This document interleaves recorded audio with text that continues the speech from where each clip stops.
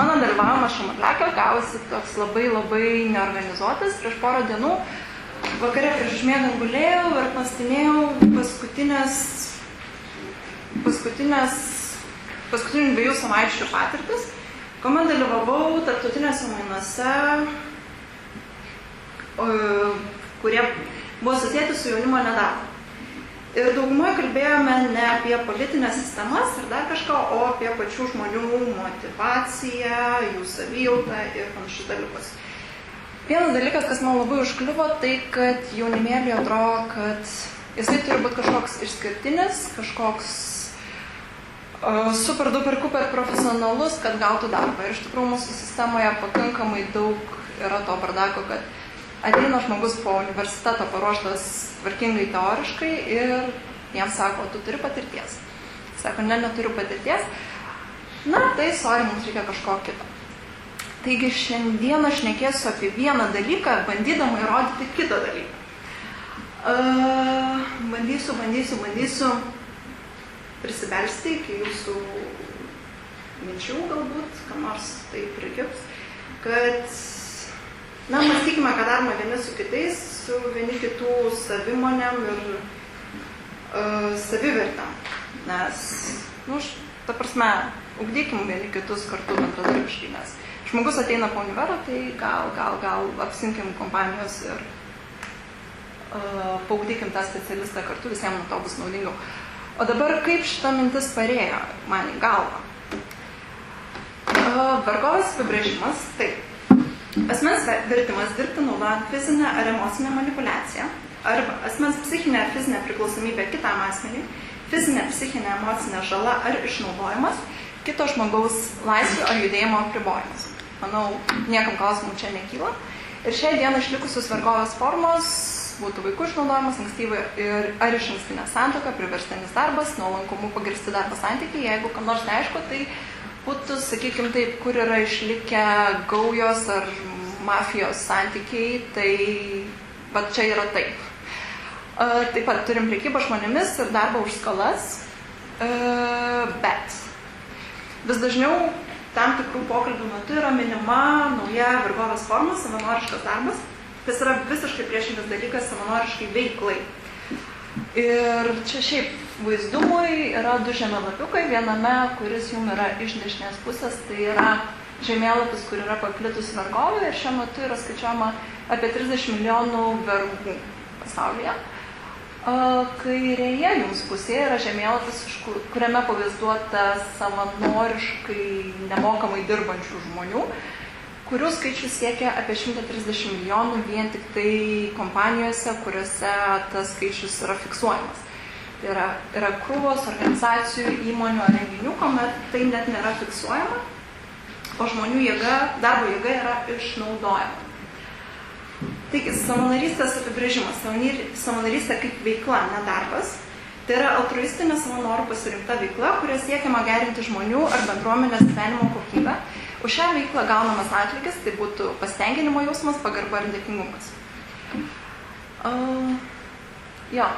Turbūt savanoriai, kas yra nuoširdžiai savanoriavę, tikriausiai žinote tą jausmą, kai padarai gerą darbą visuomenėje ir tau afigenai gerą. Ir tu puikiai supranti, kad tu tiesiog praleidai šitą laiką pasimėgaudamas savo darbą. Bet, iš to grįžtim truputį vėliau. Savanoriško darbo ir veiklos rūšis. Taigi savanoriškai veiklai, ne darbui, yra priskiriama visuomeninė veikla, tai yra geri darbai visuomeniai, kaip, sakykime, ėjimai bendrauti su ligoniais, senukais, vedžiojimai šuniukų, jeigu jums tai labai patinka ir tai padeda jūsų kasdienybei praskaidrinti. Taip pat turim pagalbą katastrofos ar karo atveju, kad vėliau matysime, nėra traktuojama nei kaip darbas, nei kaip kažkokia priverstinybė, bet savanoriška veikla. Ir mikrosavanorystės, kas yra visai naujas reikalas, kaip pavyzdžiui, yra programėlių daug mūsų telefonuose, kaip pavyzdžiui, važiuoju autobusu, matai, yra kontrolė, paspaudi, hebra, turim kontrolę čia ir čia, ir tada daug žmonių susižymi savo biletėlius ir išvengiam nuobaudų. Neaišku, kuriai visuomenės, ar mes gerinam, ar taip kenkiam savo bendruomenį, bet man atrodo, daug dėl to yra laimingų žmonių. Tačiau nepabrauktos rūšis, apie kurias dabar kalbėsiu, tai jau būtų ne savanoriška veikla, o savanoriškas darbas, kuris ganėtinai nusižengia savanorystės idėjai. Kas būtų mokymo programų dalis, visuomeninio darbo valandos. Tai yra mokinukam labiau pažįstama darbo patirtis, kada ateina vidury, pavyzdžiui, lietuvių kalbos pamokos, pas tave ūkvedys ir sako, sveiki, man reikia 5 bakūrų, kurie sunešiotų man stalus iš vienos klasės į, sakykime, salę ar dar kur nors.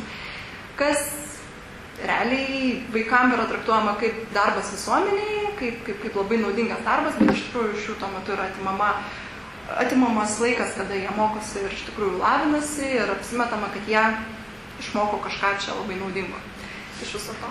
Tada turime darbą siekiant lavinti įgūdžius arba darbo praktikas, tai sakykime, medikams, studentams turėtų būti labai gerai pažįstama praktika ligoninėse, kada vasarą sėdi pas profesorių, darai jam kavytę, galbūt pamatai vieną kitą atvejį ligos, bet nieko daug taip ir neišmoksti, bet sėdi. Neseniai girdėjau taip pat istoriją, kaip pora merginų atlikinėjo praktiką šią vasarą vienam žurnale, ganėtinai rimtam žurnale ir jam buvo pažadėta, kad jos rašys straipsnius, dirbs. Tai kol jas prižiūrėjo žurnalistai, viskas buvo tvarkoje, bet aišku, žurnalistai kasdieną neateina į ofisą, o direktorė sėdi kasdien tenai. Tai istorija tokia, kad merginos eidavo kasdieną pirkti direktoriai pietų, gamindavo kavą, o už maistą nupirktą savo poniai taip ir nieko neatgaudavo. Tai man pasakykite, kad tai nėra žmonių išnaudojimas. Ir iš tikrųjų, to mainų projekto metu, kuomet aš dalyvavau, buvo labai daug išsakytų minčių, kad darbo praktikos netitinka darbo praktikos standartų. Žmonės vietoj to, kad mokytųsi kažką, plauna ofisų grindis, daro kavas, vaikšto į parduotuvės ir užsiminėja ne to, ko turėtų. Taip pat yra darbas, kurio metu yra neatlyginamas darbas. Žmogus savo norų eina kasdieną į kadrą. Turim pagalbą besivystančiam šalims, apie štai pašnekėsiu šiek tiek vėliau. Tada savanorystė virtualioje erdvėje yra tokių fruktų IT kompanijų, kurios susisiekia su studenčiokais IT. Ir sako, žinai, mes turim tokią problemą, galbūt turim mums sprendimą ir gal galėtum čia ką nors taip gražiai sukimičinti ir mums padėti. Tie vaikinukai užsikepa, labai gražu, idėja, fainai, jie yra jauni, entuziastingi, bet padaro tą darbą, nusinčia kompanija pasako dėkui ir viso gero. Jokio užmokesčio, atsiskaitimo, tuo labiau bent jau įrašo, kad tas vaikas padarė tokį darbą ir kad jisai turi kažkokių kompetencijų. Taip, kad vaikinukas galbūt įgavo patirties, bet niekur nėra oficialiai registruojama. Ir paskutinysis, dabar labai paplitęs savanoriškas darbas, tai yra darbas renginiuose ir didelėse korporacijose, tai pavyzdžiui, krepšinio čempionatai, olimpiados, dabartiniai maratonai, kas vyksta pastoviai mieste. Tai žmogučiai yra įtraukiami dirbti savanoriškai, lyg ir faina, lyg ir tūsas, bet teisiškai jie nėra apsaugoti, jokių socialinių ar ekonominių garantijų jums nėra duodama, nes jie nėra darbuotojai, jie tik tai pasirašo savanorystės sutartį, kuomet jiem yra išdėstamos jų pareigos, jie pasirašo, kad jie tas pareigas atliks ir nieko už tai nereikalaus, o jeigu jiems kas nors nutiktų renginio metu, jie yra neapsaugoti. Tai vėlgi šiokia tokia analogija vergystėje, kada darom su žmonėm, ką norim. Taip, šitoje vietoje galim grįžti prie teisinio fakto. Mūsų Lietuvos Respublikos konstitucija, 48 straipsnis, kiekvienas žmogus gali laisvai pasirinkti darbą bei verslą ir turi teisę turėti tinkamas, saugias ir sveikas darbo sąlygas, gauti teisingą apmokėjimą už darbą ir socialinę apsaugą nedarbo atveju. Tai man atrodo, komentarų nelabai reikia, mano pavyzdžiai buvo ganėtinai vaizdingi. Antrasis punktas kiek įdomesnis būtų užsieniečių darbą ir Lietuvos Respublikoje reguliuoja įstatymas, taip pat priverčiamasis darbas yra draudžiamas. Užsieniečių savanorystės Lietuvoje jokie įstatymai nereglamentuoja ir yra IBS programa, kuomet studentai gali atlikinėti praktikas bet kurioje pasaulio šalyje, čia daugiau liečia socialinių mokslų studentus, pavyzdžiui, socialiniai darbuotojai, būsimi mokytojai ar dar kaip nors. Jie važinėja po įvairiausius jaunimo klubus ar centrus ir tenai dirba. O dirba tikrai ne kažką, pati mačiau, pro visą šitą savanoriškas veiklas, savanoriškas organizacijas ėjau ir žmonės yra iš tikrųjų išnaudojimo patirties gauna nedaug. Ir trečiasis mūsų punktas būtų čia priverčiamoji darbo nelaikoma tarnyba kariuomenėje, ar ją pakeičia alternatyvioji tarnyba, taip pat piliečių darbas, karos, stichinės nelaimės, epidemijos ar kitais ypatingais atvejais. Tai būtų dar vienas pagrindimas, kad tai yra savanoriška veikla, ne savanoriškas darbas, todėl to traktuoti kaip išnaudojimą nelabai galėtume. Taip pat, nors savanoriškas darbas, nesavanoriška veikla yra pavojingi, nes tam tikrų organizacijų buvo nutarta, kad savanoriška veikla turėtų atitikti 3 normatyvus, lygiai taip pat jų neturėtų laužyti ir savanoriškas darbas. Pirmasis būtų ekonominis svertas, tai yra finansavimas skiriamas savanoriško darbo tikslams pasiekti ir aiškiai argumentuotas, pagrįstas ir nukreiptas tikslingai. Šiuo metu ES yra kepama ir prikepama krūvos projektų, kada tam tikri jaunimo centrai gauna milžiniškus finansavimus, mainų programoms ar seminariniams programoms ar dar kam nors, kas tiesiog pavirsta į labai didelį tūsą.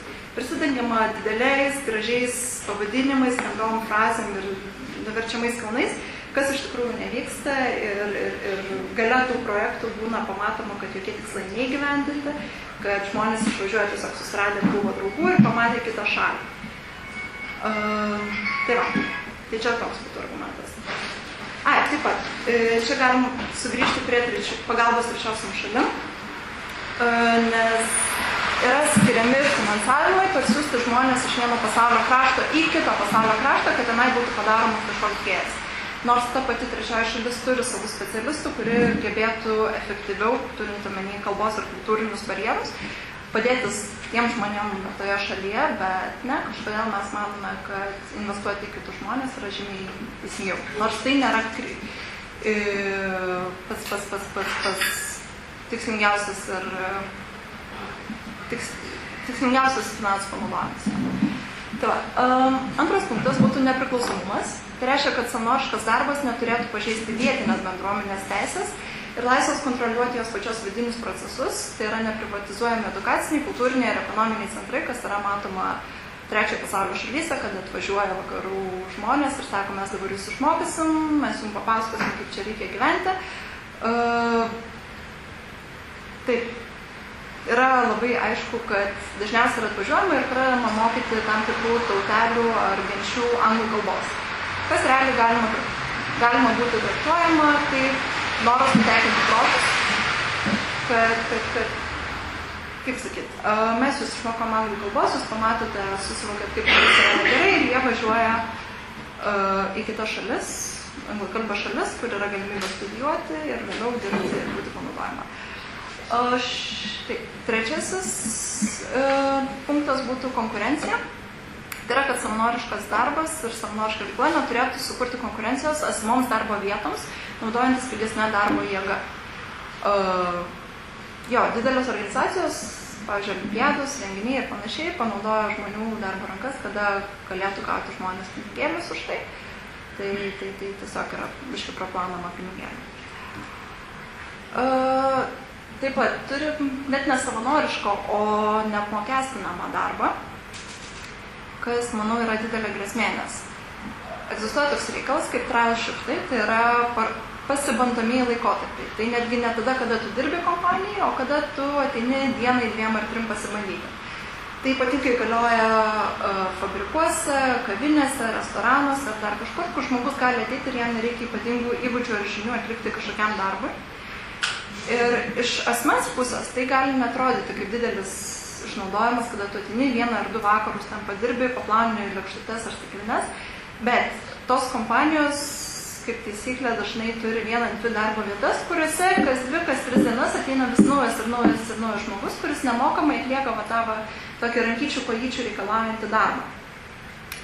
Ir už tai, žinoma, yra nemokama, tai tam tikrame laiko bėgyje galima pamatyti, kad, pasidaro. Ir kitas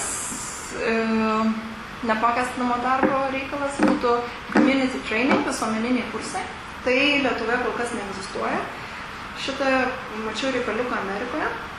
kada realiai tu ateini į visuomeninius centrus ir sakai, na, aš nelabai žinau, ką aš moku, gal jūs galite man padėti, nes yra kažkokie kursai, girdėjau, taip toliau ir panašiai.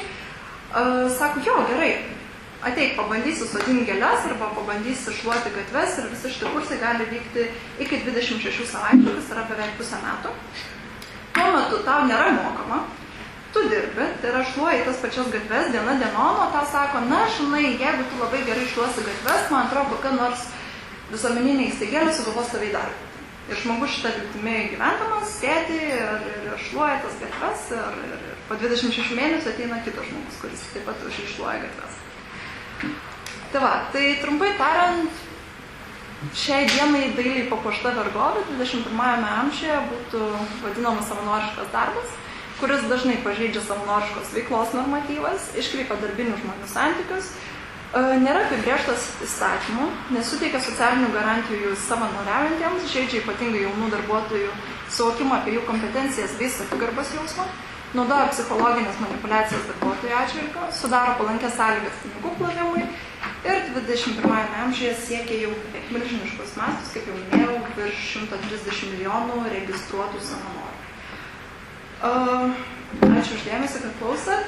Tikiuosi, nepasirodžiau baisiai didelę radikalę šio klausimu. Pati manau, kad savanorystė, kaip po reikalas yra labai gražus ir šviesus konceptas, bet jį reikia teisingai panaudoti, nes viskas su bloga mintimi gali tapti. Tai va.